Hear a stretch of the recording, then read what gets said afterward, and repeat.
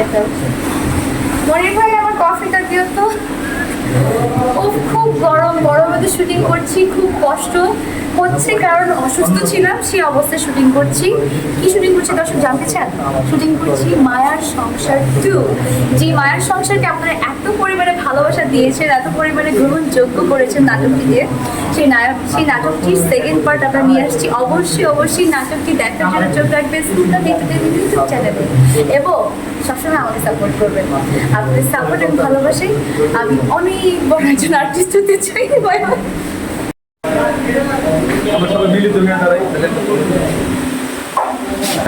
খালামণি, আপনার যতদিন খুশি আপনি আমাদের পরিবারে থাকেন, আমি কিচ্ছু মনে করব না।